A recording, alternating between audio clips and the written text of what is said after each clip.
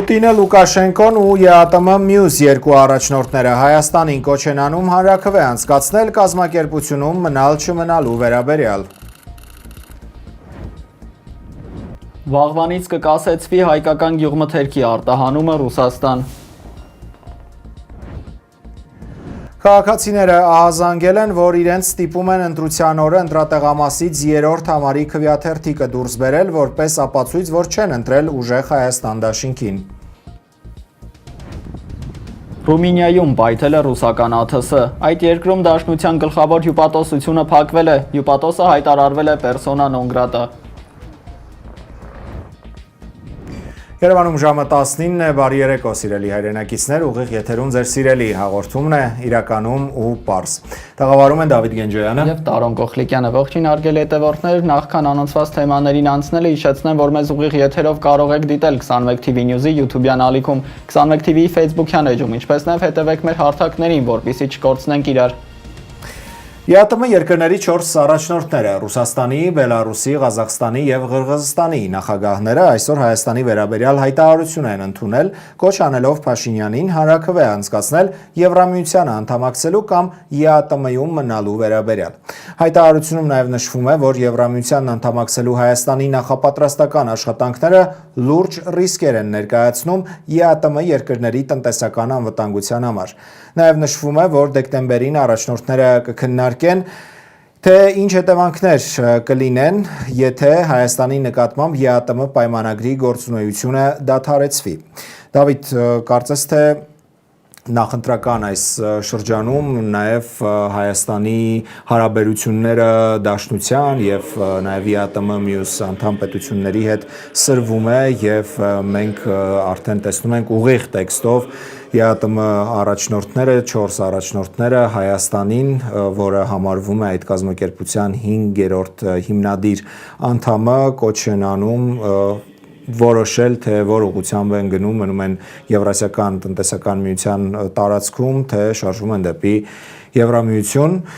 Եվ մենք նաև գիտենք, որ Նիկոլ Փաշինյանը, որը այս պահին շատ այսպես նախընտրական թողուբոյի մեջ է, փորձում է այս թեման հնարավորինս շրջանցել, մեղմել, սուր անկյունները կլորացնել, հայտարարել, որ իրենք ոչ միտեղ չեն գնում, շարունակում են մնալ ԵԱՏՄ անդամ, եւ Փաշինյանը նաև վստահեցնում է, որ ինքը ընտրություններից հետո վերընտրվելու դեպքում անպայման կխոսի իր գործընկերների հետ եւ ամեն ինչ իր տեղը կընկնի, բայց միևնույն ժամանակ Փաշինյանը քաղաքացիներին ասում է, որ այդ ես չէ, որ պետք է ընտրություն կատարեմ մնալ ԵԱՏՄ-ում, թե գնալ Եվրամիություն, այլ այդ դուք եք ընտրություն կատարելու մնալ ԵԱՏՄ-ում, թե գնալ Եվրամիություն, ու ըստ էության այդ ընտրությունը քաղաքացիները կատարելու են հենց հունիսի 7-ին։ Առաջարկում եմ այդ հատվածը Փաշինյանի խոսքի վերհիշենք։ Հայաստանի ժողովուրդը պետք է ունենա այլ ընտրանք։ Պետք է ունենա այլ ընտրանք լինել ԵԱՏՄ կազմում, թե լինել Եվրամիության կազմում։ Այդ ես չեմ որոշելու ժողովուրդ։ Այդ ես չեմ որոշելու։ Այդ հզորն է որոշելու։ Հզորը ով է հզորը, Հայաստանի քաղաքացին է հզորը։ Այդ դուք եք որոշելու, ես չեմ որոշելու։ Իհարկե Եվրամիությունը եւ եվրոպական տնտեսության մեջ ներդրում ունենալը եւ մաս կազմելը շատ լավ է, ուղղակի պետք է հաշվի առնենք եւ բացատրվի դա հասարակությանը, որ առնվազն 5 կամ 10 տարի պետք է մեզ, որ կարողանանք տնտեսությունը եւ մեր ենթակառուցվածքներից սկսած ամեն բան պատրաստել եւ նախապատրաստել այդ շուկայի համար, իսկ ԵԱՏՄ-ից ստացած այդ բարիկներից զրկվելը այժմ է ազդելու մեր վրա, հենց էներգակիրներից սկսած ամեն բանով կարող է ազդել եւ պետք է ուղղակի ազնիվ լինել հասարակության նկատմամբ եւ նշել, որ այդ 10 տարի ժամանակ առնվազն պետք է գալու, որպեսզի պետությունը կարողանա որևէ բան արտահանել եւ կարողանալ մաս կազմել Եվրոպական միության եւ այնտեղ շուկաների մաս դառնալ։ Բայց ես նաեւ ուզում եմ ուշադրություն ավերել մեկ այլ փաստի վրա, այսինքն դու քո իշխանության տարիներին վարես այնպիսի մի քաղաքականություն, որ ամեն ինչ բերես հասցնես նրան, որ արդեն ստիպված ես ընտրության առջև կանգնել ու այդ ընտրության պատասխանատվությունը դնես քաղաքացիների վրա։ եւ այսինքն քո սխալ ոչ ճիշտ քայլերի հետևանքները, որը որ կարծես թե մենք տեսնում ենք հիմա, բերում են հանգեցնում են նրան, որ դու կանգնել ես ընտրության առաջ, գնալ քեզ ԵԱՏՄ-ում շատ կոնկրետ ասում են որոշիր եւ հանրաքվեով օրենսդրական որոշիր, թե դու որտեղ ես որոշել մնալ, որտեղ ես քո պետությունը պահում, ինչ տնտեսական գոտում եւ դու դա անում ես նորից քաղաքացիների վրա գցելով այդ ընտրությունը։ Այո, տպավորություն է ստեղծվում, որ այո ժողովրդավարությունը եւ հաշվի են առնում հասարակության կարծիքը, սակայն դա մանիպուլյատիվ է, որովհետեւ ընդհանրապես հաշվի չեն առնում հասարակության կարծիքը եւ հասարակության կարծիքը շատ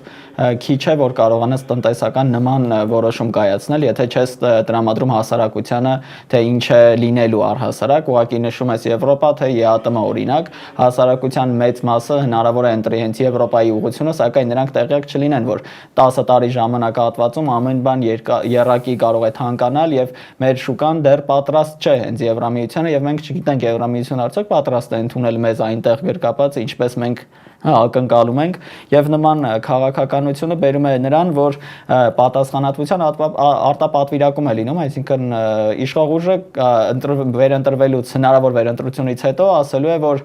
եթե չէիք ուզում, մեզ մանդատ չտայիք, մենք ձեզ զգուշացրել ենք եւ այլ քաղաքական հարցերում նույնպես դա պարտադիր նշվելու է, որովհետեւ քող է ստեղծում, որ դա ժողովրդավարություն է, ժողովրդավարությունը դրա մասին չէ առհասարակ։ Այո, եւ ըստ էության մենք բացի ԵԱՏՄ-ում չմնալու հարցից նաև ունենք Ռուսաստանի հետ խնդիրներ, որոնք ամեն օր, ամեն ժամ ավելի սրվում են։ Մենք արդեն գիտենք, որ վաղվանից սկսած Ռուսաստանը արգելել է հայկական մրգի եւ բանջարեղենի արտահանումը իր երկրի տարածք։ Մենք այսօր իմացանք, որ ավելի քան արդեն 100 միլիոն ներողություն շիշ հայկական ջերմուկի վաճառք արգելվել է Ռուսաստանի տարածքում, նաև ջերմուկի արտահանումներ ավելի վաղ արգելվել Ռուսաստանի տարածք, արգելվել էր ծաղիկի արտահանումը Ռուսաստան, նաև մի շարք ալկոհոլ արտադրող ընկերությունների արտադրանքներ արգելվել արտահանել Ռուսաստան, արդեն Ռուսաստանում գտնվող խմբականակը հավաքվել էր վաճառասեղաններից եւ այստեղ իսկապես մենք շատ լուրջ խնդիրների ենք բախվում, ել չենք խոսում, որ ճանապարհին քանի տասնյակ բեռնատարներ ունենք եւ վարորդները այս պահին Լարսի ռուսական անցակետի մոտ կանգնած են անորոշ վիճակում ու իրենք էլ չգիտեն թե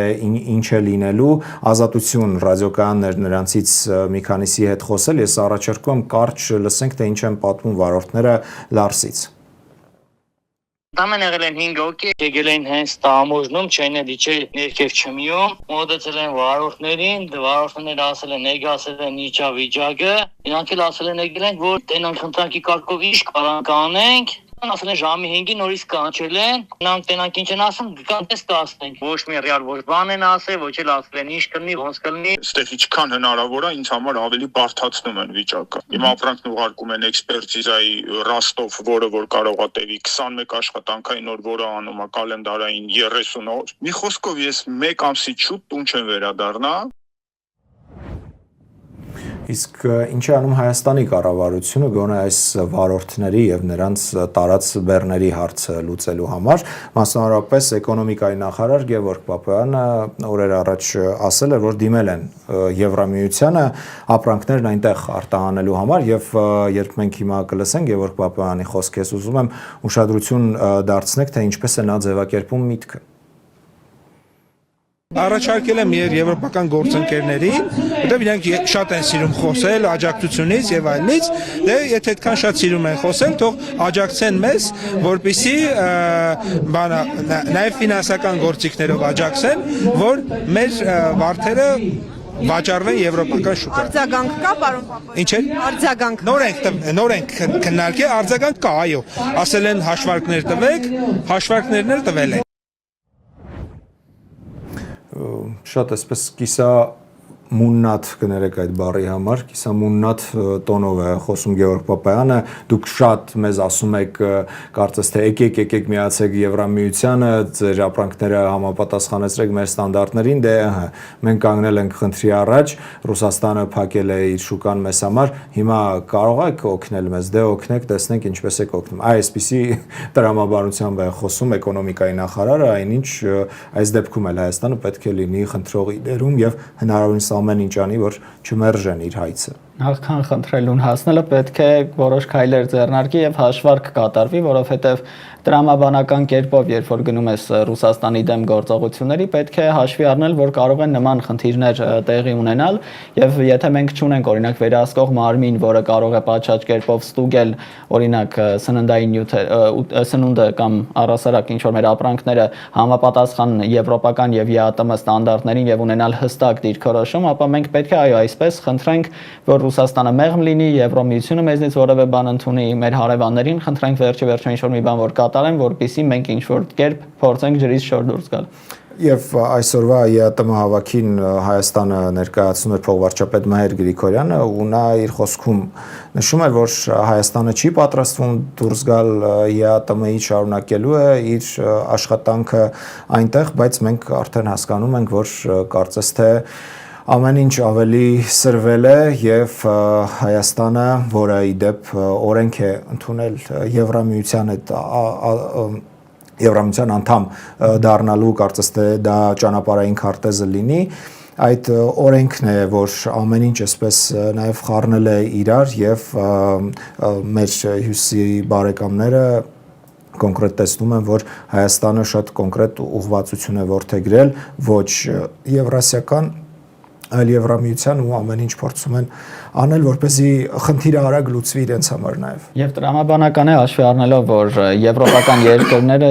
Միացյալ Նահանգները եւ նույնիսկ հարևան երկրները, օրինակ Ադրբեջանը եւ Թուրքիան, երբ աջակցում են իշխանությանը, ապա Ռուսաստանը չի կարող անմասն մնալ այս քաղաքականությունից, որովհետեւ իրենք ունեն իրենց շահերը, վերջի վերջո մեծ ներդրումներ են կատարել մեր տարածաշրջանում, մեծ ներդրումներ ունեն պատմականորեն առհասարակ ստեղծված եւ կարեւոր է այս ամենը նրանով, որ ռուսական կողմը ազնիվ է ներկա ժամանակահատվածում, ոչ թե հաստի առաջ է կանգնեցնում մեզ եւ այո, ենթադրելի է, պետք չէ ուղղակի ակնկալիքներ ունենալ այդ երկրներից, պետք է աշխատել, եթե մենք գնում ենք Ռուսաստանի դեմ քաղաքականության, պետք է տնտեսությունը նախորոք պատրաստենք եվրոպական շուկային կամ գոնե այլընտրանքային, օրինակ միրգ բանջարեղենը կամ օրինակ ջերմուկը կարող ենք արտահանել արաբական երկրներ, ինչի պահանջարկը կարող է լինել, իսկ մենք նման քայլեր չենք իրականացրել, գնացել ենք բացահայտ կոնֆլիկտի, իսկ այժմ ակնկալում ենք եւ այսպես պահանջատերի պես թե երբ ինչի աշխատանք չի կատարում օրինակ Եվրամիությունը։ Երբ թե ավարտենք այս թեման, ըստ էության շատ ասելիք էլ չկա, կարծես թե ամեն ինչ ասված է եւ սպասենք Երևանի ուրեմն արձագանքին այս նամակին ես նաև ուզում եմ որ մենք հիմա լսենք Նիկոլ Փաշինյանի ելույթը մասնավորապես գյուղմթերքի Ռուսաստան արտահանման արգելքի վերաբերյալ նա երբ խոսում էր նորից մեղքը գցում էր գյուղացիների վրա բոլոր ապրանքները պետք է արտադրվեն ստանդարտներին համապատասխան ցանկացած ապրանք որ ստանդարտից դուրս է մենք չենք պատրաստվում մեր ինքնիշխանության հաշվին ստանդարտներին չհամապատասխանող ապրանքներ արտահանման աջակցել։ Մենք պատրաստվում ենք աջակցել բոլոր այն արտադրողներին, ովքեր ստանդարտներին համապատասխան արտադրանք են արտադրում։ Իսկ ստանդարտներին համապատասխան արտադրանքի համար 7 միլիարդանոց շուկա կա աշխարհում եւ այդ բոլոր շուկաները այսօր բաց են Հայաստանի Հանրապետության համար։ Ես պարզապես նորից հիշեցնեմ, որ ընդամենը ժամեր առաջ ԵԱՏՄ 4 առաջնորդները Հայաստանին կոչ են արել հանրաքվե անցկացնել եւ պարզել, թե Հայաստանի քաղաքացիները ցանկանում են ԵԱՏՄ-ում մնալ, թե Եվրամիություն գնալ ու մենք սպասենք երևի թե պաշտոնական Երևանի արձագանքին, որը հավանաբար կլինի առաջիկա օրերին։ Եվ հիշենք, որ ուղղակի խոսքերով չպետք է լինի, պետք է գործողություններով էլ հստակ ցույց տանք, թե ինչ ուղղություն ենք մենք ընտրում եւ ինչպես պետք է դրանից դուրս գանք։ Կարծում եմ այս թեմայի մասին պետք է ավելի ամփոփ անդրադառնանք, երբ որ արդեն հստակ կլինի հայտարարությունները, կգա փոխվարչապետը եւ այստեղ կքննարկեն արդեն եւ հստակ հուսով ենք, որ հստակ կերպով մեզ կներկայացնեն, թե ինչ է տեղի ունենալու։ Շարժվենք առաջ եւ մեր հաջորդ թեման։ Խորհրդարանական ընտրությունների քվեարկությունից 9 օր առաջ ուժեղ Հայաստան դաշինքի անդամ Գոհար Մելոյանը այսօր հայտարարել է, որ Հայաստանի հեռավոր մարզերում եւ գյուղական բնակավայրերում քաղաքացիներին ահաբեկում են, թե իբր քվեատուփերի մոտ թաքնված տեսախցիկներ են լինելու եւ նրանց քվեարկությունները հետո կարող են ստուգվել։ Ես առաջարկում եմ լսենք Մելոյանի խոսքից մի հատված։ Առաջին հիմնական ահազանգը, որ ստանում ենք, դա այն է, որ քաղաքացիներին հրահանգում եւ ստիպում են լուսանկարահանել կամ տեսանկարահանել քվեախցիկում այն քվեաթերթիկը, որ ըստ էության իրենց ուժի օգտին տրվող քվեաթերթիկը։ Հարգելի հայրենակիցներ, սա ըստ էության արգելված արարք է, առաջին, երկրորդ, դուք հիմա հնարավորություն ունեք մտնել, քանի որ ընտրություններին այլևս չկա գրիչ եւ մատիտ, մարդիկ ընդհանրապես ընտրում են մի քվեաթերթիկը եւ տեղադրում են ծրարի մեջ։ Դրեք այդ տվյալ ուժը, եթե վախեր ունեք, ճնշման եք ենթարկում, նկարեք, այնուհետև նետեք աղբար կղա եւ ընտրեք այն քաղաքական ուժին, որին իսկապես ցանկանում եք տալ ձեր քվեն։ Սա մեկ։ Երկրորդը, ահազանգեր ենք ստանում, որ մարդկանց ստիպում են մասնավորապես մեր ուժեղ Հայաստան դաշինքի 3-րդ համարի քվեաթերթիկը դուրս բերել որպես ապացույց, որ մեր օգտին չեն քվեարկելու։ Հարգելի հայրենակիցներ, սա իրավախախտում է եւ դուք ինքներդ կարող եք խնդիր ունենալ, եթե արձանագրվես, որ դուք քվեաթերթիկ եք դուրս բերում։ 3-րդ ահազանգը, որի մասին էլի լսել էինք նախորդ ընտրություններին, դա այն է, որ քաղաքացիներին հատկապես մարզաբնակ, գյուղաբնակ ահաբեկում են, ասում են, որ քվեախցերում գաղտնի տեսախցիկներ են տեղադրված լինելու, որի միջոցով նայելու են, թե մարդը ում օգտին է քվեարկում։ Հայեր ջան, մենք բոլոր 2005 տեղամասային կենտրոններում ունենալու ենք ներկայացուցիչներ եւ երաշխավորում ենք, որ քվեախցերում եւ տեղամասային կենտրոններում բացի օրինական տեսախցիկներից ավելորդ թաքնված որևէ տեսախցիկ չի լինելու, որը կկարողանա արձանագրել, թե դուք ում օգտին եք քվեարկում կամ ինչպես եք ձեր կամ արտահայտությունը դրսևորում։ Պարզապես ես ուզում եմ նաև հիշեցնել, որ այսօր Մելոյանը հայտարարել է ուժեղ Հայաստան դաշինքը թեժգիծ է բացել ընտրախախտումների մասին ահազանգելու համար, թեժգծի հեռախոսահամարն է 055 52 25 52։ Եվ հավանաբար ավարտենք այս թեման եւ անցնենք մեր միջազգային ամենագլխավոր թեմաներից երկուսին։ Անցնենք։ Ռումինիայում պայթել է ռուսական անօդաչու թռչող սարք, ինչի հետևանքով Ռուսաստանի Դաշնության արտաքին գործերի նախարարությունը որևէ կերպ չի պատասխանել այդ ամենին եւ ի պատասխան այդ ամենին Ռումինիան պերսոնա նոն գրատա է ճանաչել հյուպատոսին, պատվո հյուպատոսին Ռուսաստանի Ռումինիայում գտնվող եւ այս հարվածը տեղի է ունեցել, ինչպես պաշտոնական վարկածն է նշում, պետք է Ուկրաինայի ուղղությամբ գնար այդ անօդաչու թռչող սարքը, սակայն շեղում է եղել եւ հարվածել է Ռումինիայում Գալաց քաղաքում գտնվող 10 հարկանի բնակելի շենքին։ Հետաքրքիր է, որ նշվում էր, որ թիրախ ուկրաինական տարածքներ եւ այդ Գալաց քաղաքը գտնվում է շատ մոտ ուկրաինական տարածքին, այս շենքը գտնվում էր մոտավորապես 11 կիլոմետր հեռավորության վրա սահմանային գոտուց։ Հետաքրքիր է փոքր շեղումը ինչպես է այդքան երկար դիստանցիա կարողացել անցնել եւ Հետաքրքիր է նաև, որ ՆԱՏՕ-ից եւ Եվրամիությունից եղան հայտարարություններ այս մասին, բոլորը միանշանակ պատասխանեցին, որ նրանք դատապարտում են Ռուսաստանի ռուսական կողմի նման գործողությունները, հիմնավորելով, որ սա դիտավորյալ սադրանքներ է, սադրում է ռուսական կողմը, որպեսզի ներքաշի ավելի լայնածավալ տարածքներ եւ երկրների էլ ներքաշի այդ հակամարտության մեջ։ Ռումինական կողմը հայտարարել է, որ նրանք չեն խոցել անօթաչու թռչող սարքը, որովհետև նկատել են ուկրաինական տարածքում այդ անօթաչու թռչող սարքը, իսկ նրանք չեն գտնվում պատերազմական իրավիճակում եւ իրավունք չունեին չպատերազմող վիճակում խոցել պատերազմող երկրից եկող անօթաչուն, որը կարծում եմ եվրոպական բյուրոկրատիայի մասին է խոսում եւ որևէ արդյունքի մասին դժվար է խոսել նման քաղաքականությամբ եւ Մարկ Ռյուտեն է հայտնել, որ դատապարտում է այս քայլը, եվրոպական մի շարք ղեկավարներ, Եվրամիության ղեկավարները հայտնել են, որ դատապարտում են այս գործողությունները։ Հիշեցնեմ, որ Ռուսաստանը եւ Ուկրաինան շարունակում են թիրախավորել թիկունքում գտնվող մեծ քաղաքները, արդեն ոչ թե խոցում են միայն ռազմական նշանակության օբյեկտները կամ վայրերը, այլ խոցում են բնակելի շենքերը եւ այնինչ պատահի մի շարք վերլուծաբաններ կարծում են, որ սա նշան է, որ հնարավոր է հակամարտությունը մոտենում է իր տրամաբանական ավարտին։